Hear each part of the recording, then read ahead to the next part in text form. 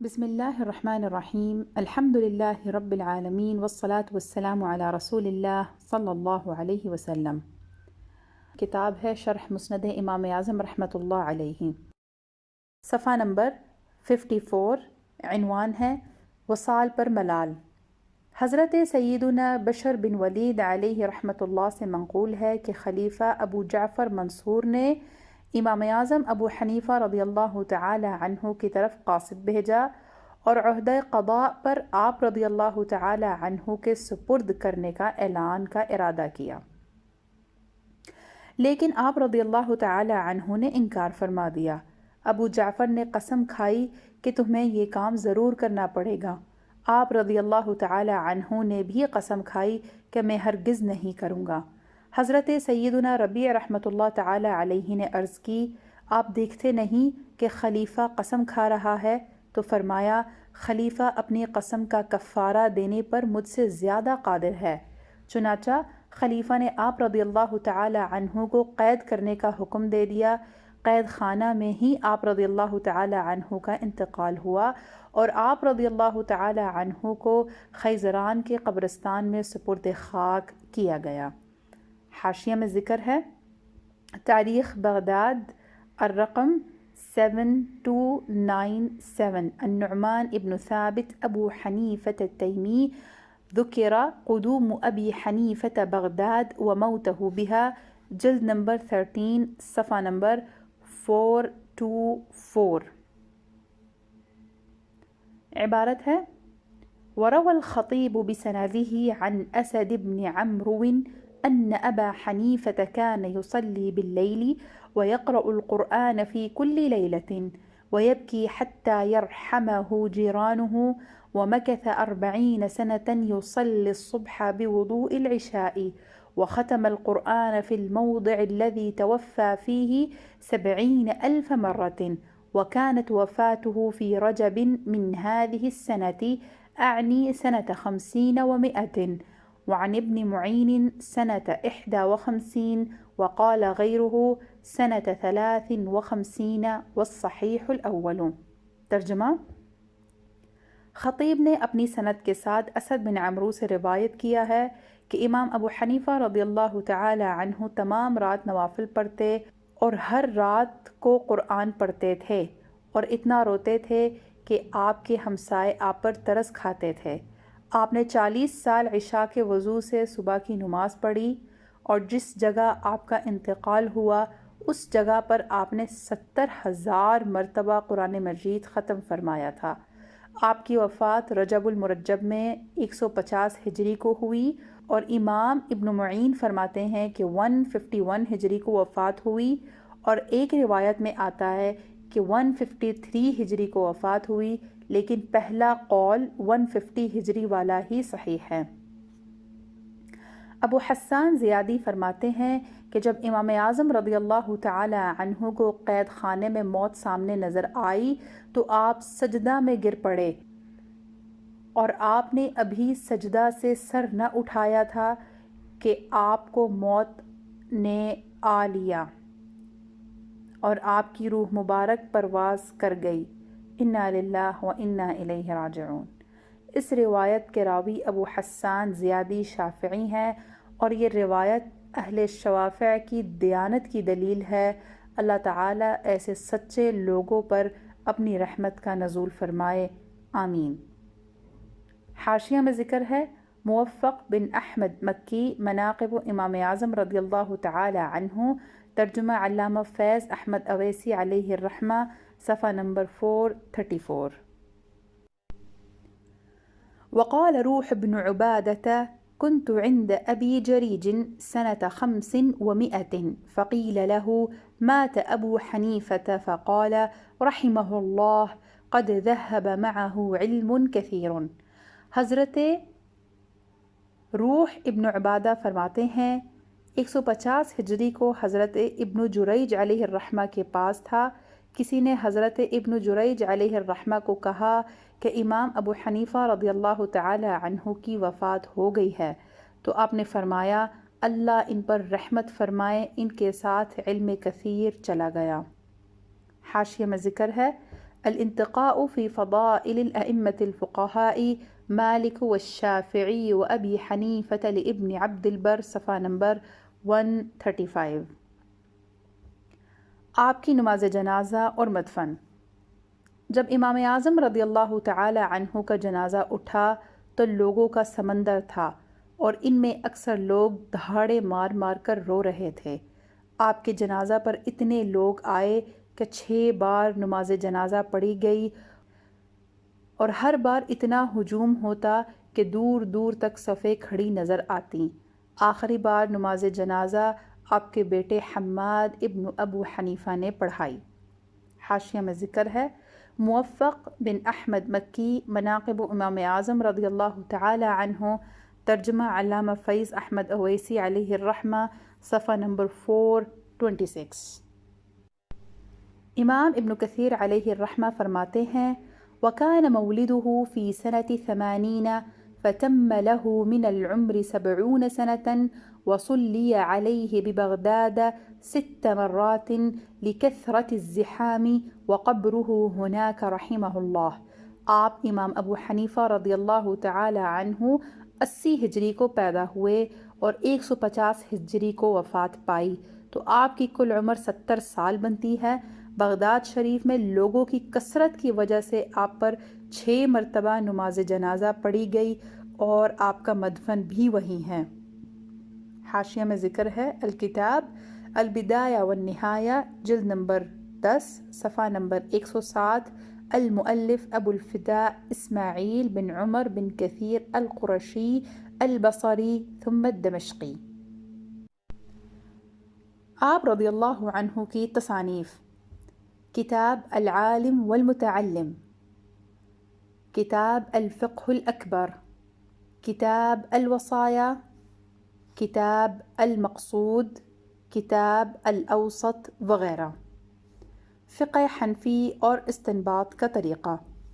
امام اعظم اپنا طریقہ اجتہاد و استنباط یوں بیان کرتے ہیں: ما جاء عن رسول اللہ صلی اللہ علیہ وسلم فعلى الرأس والعين وما جاء عن الصحابة اخترنا وما جاء غير ذلك فهم رجال ونحن رجال۔ ترجمہ کہ جو قول آپ صلی اللہ علیہ وسلم کا ہے وہ ہمارے سر آنکھوں پر ہے، اور جو صحابہ کرام کا ہے اس کو بھی ہم اختیار کرتے ہیں، اور جو ان کے علاوہ کسی اور کا ہے تو وہ بھی مرد ہیں اور ہم بھی مرد ہیں۔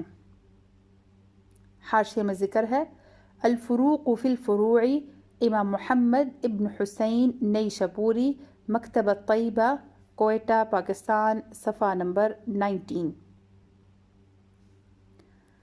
اس عبارت کی تشریح یہ ہے، یعنی میں سب سے پہلے کسی مسئلہ کا حکم کتاب اللہ سے اخذ کرتا ہوں، پھر اگر وہاں وہ مسئلہ نہ پاؤں تو سنت رسول صلی اللہ علیہ وسلم سے لے لیتا ہوں، جب وہاں بھی نہ پاؤں تو صحابہ کرام کے اقوال میں سے کسی کا قول مان لیتا ہوں اور ان کا قول چھوڑ کر دوسروں کا قول نہیں لیتا، اور جب معاملہ ابراہیم شعبی، ابن سیرین اور عطاء و سفیان ثوری پر آ جائے تو یہ لوگ بھی مجتہد تھے اور اس وقت میں بھی ان لوگوں کی طرح اجتہاد کرتا ہوں۔ آپ کے اجتہادی مسائل تقریباً 1200 سال سے تمام اسلامی ملکوں میں پھیلے ہوئے ہیں، اس لیے بڑے بڑے عظیم اسلامی سلطنتوں میں ہی آپ کے مسائل قانون سلطنت تھے، اور آج بھی اسلامی دنیا کا بیشتر حصہ آپ ہی کے فقہی مذہب کا پیروکار ہے۔ فقہ حنفی کے اشاعت و خدمت سب سے زیادہ ان کے شاگردوں قاضی ابو یوسف اور امام محمد بن حسن شیبانی علیہم الرحمہ نے کی۔ قاضی ابو یوسف کو ہارون رشید نے مملکت کا قاضی القضاء یعنی چیف جسٹس بنا دیا تھا، اس لیے ان کی وجہ سے فقہ حنفی کے پیروکاروں کی تعداد سب سے زیادہ ہے۔ طریقہ تدوین فقہ۔ تدوین فقہ کے سلسلے میں امام صاحب کا طریقہ کار یہ تھا کہ مسائل اپنے تمام ان شاگردوں کے سامنے پیش کرتے جو وقت کے قاضی اور مفتی تھے، اور انہیں اپنے خیالات بیان کرنے کی آزادی ہوتی تھی۔ اسی طرح بحث و تمحیص کا بازار گرم ہو جاتا، دلائل و براہین سامنے آتے، پھر امام صاحب اپنی رائے کا اظہار فرماتے، صرف اپنی ہی رائے پر اکتفا نہ فرماتے تھے اور نہ ہی اپنی رائے کسی پر مسلط کرتے تھے۔ حاشیہ میں ذکر ہے کتاب امام موفق بن احمد مکی مناقب امام اعظم، جلد نمبر 2، صفحہ نمبر 133۔ پھر بحث و تمہیز کے بعد جو رائے قائم کی جاتی، اس کو بعد میں مکمل دھیان اور یکسوئی سے سنتے کہ کہیں کوئی غلطی نہ ہونے پائے، اور لکھ لیتے۔ یوں ہی آپ نے فقہ اسلامی کے تقریباً 12 لاکھ مسائل کا حل پیش فرمایا۔ ان میں سے کچھ وہ تھے جو درپیش آ چکے تھے اور کچھ آنے والے تھے۔ حاشیہ میں ذکر ہے امام قردری، جلد نمبر 2، صفحہ نمبر 109۔ عنوان ہے امام اعظم کی مجلس تدوین فقہ کے اہم ارکان۔ نمبر 1، مجلس کے صدر نشین امام اعظم ابو حنیفہ بن ثابت رضی اللہ عنہ، متوفی سنۃ 150 ہجری۔ نمبر 2، امام ابو یوسف یعقوب بن ابراہیم علیہ الرحمہ، متوفی سنۃ 182 ہجری۔ نمبر 3، امام محمد بن حسن شیبانی رحمۃ اللہ علیہ، متوفی سنۃ 189 ہجری۔ نمبر 4، امام ظفر بن حذیل بن قیس العنبری رحمہ اللہ تعالی، متوفی سنۃ 158 ہجری۔ نمبر 5، عافیہ بن یزید الاودی رحمہ اللہ، متوفی سنۃ 180 ہجری۔ نمبر 6، اسد بن عمرو البجلی رحمہ اللہ تعالی، متوفی سنۃ 188 ہجری۔ نمبر 7، داود بن نصیر ابو سلیمان الطائی رحمۃ اللہ علیہ، متوفی سنۃ 165 ہجری۔ نمبر 8، قاسم بن معن بن عبد الرحمن رحمۃ اللہ علیہ، متوفی سنۃ 175 ہجری۔ نمبر 9، علی بن مسہر رحمۃ اللہ علیہ، متوفی سنۃ 189 ہجری۔ نمبر 10، یحییٰ بن زکریا بن ابی زائدہ رحمۃ اللہ علیہ، متوفی سنۃ 182 ہجری۔ نمبر 11، حبان بن علی کوفی رحمۃ اللہ علیہ، متوفی سنۃ 172 ہجری۔ نمبر 12، مندل بن علی کوفی رحمۃ اللہ علیہ، متوفی سنۃ 168 ہجری۔ نمبر 13، یحییٰ بن سعید القطان رحمۃ اللہ علیہ، متوفی سنۃ 198 ہجری۔ نمبر 14، عبداللہ بن مبارک رحمۃ اللہ علیہ، متوفی سنۃ 181 ہجری۔ 15، یزید بن ہارون رحمۃ اللہ علیہ، متوفی سنۃ 206 ہجری۔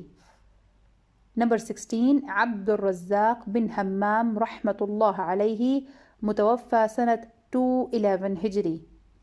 نمبر 17، حماد ابن ابی حنیفہ رحمہ اللہ، متوفی سنۃ 179 ہجری۔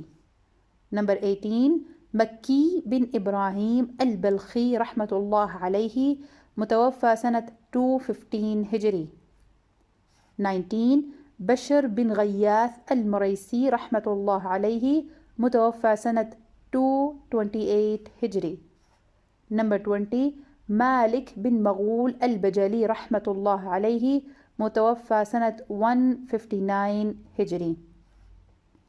ان کے علاوہ جو ارکان ہیں، ان کی تعداد تقریباً 1000 کے قریب ہے، جو مختلف مقاموں میں اسلام کی خدمت میں کوشاں تھے۔ امام اعظم سے اختلاف روایات کی وجوہ۔ حضرت امام ابو حنیفہ علیہ الرحمہ کے اصحاب و تلامید نے ایک ہی مسئلہ میں آپ سے مختلف روایات بیان کی ہیں، اور یہی ایک وجہ ہے ان کے مابین مسائل میں اختلاف حکم کی۔ امام ابو بکر البلیغی اس مسئلہ پر روشنی ڈالتے ہوئے فرماتے ہیں کہ حضرت امام اعظم رحمۃ اللہ تعالی علیہ سے اختلاف روایت کئی وجوہات سے ہو سکتا ہے۔ اول یہ کہ سامع کو سننے میں غلطی ہو گئی ہو، دوم یہ کہ امام نے اپنے قول سے رجوع فرما لیا ہو، کسی نے یہ رجوع خود اپنے کانوں سے سن لیا اور کسی نے نہیں سنا تو اسے رجوع کا علم نہ ہوا۔ نمبر 3 یہ کہ امام نے ایک قول علی وجہ القیاس فرمایا اور دوسرا قول بوجوہ استحسان فرمایا تو جس نے جو سنا روایت کر دیا۔ وجہ نمبر 4 یہ ہے کہ کسی مسئلہ کے مختلف پہلو تھے، آپ نے ایک پہلو سامنے رکھ کر ایک جواب دیا اور دوسرے پہلو کو مد نظر رکھ کر دوسرا جواب دے دیا۔ ان کے علاوہ وہ بھی علامہ شامی علیہ الرحمہ نے اپنے رسالہ شرح عقود رسم المفتی المنظوم میں کچھ اور صورتیں بھی اختلاف روایات کی وجوہ میں بیان فرمائی ہیں۔ حاشیہ میں ذکر ہے مجموعۃ رسائل ابن عابدین الرسالہ الثانیہ شرح عقود رسم المفتی جلد نمبر 1 صفحہ نمبر 22۔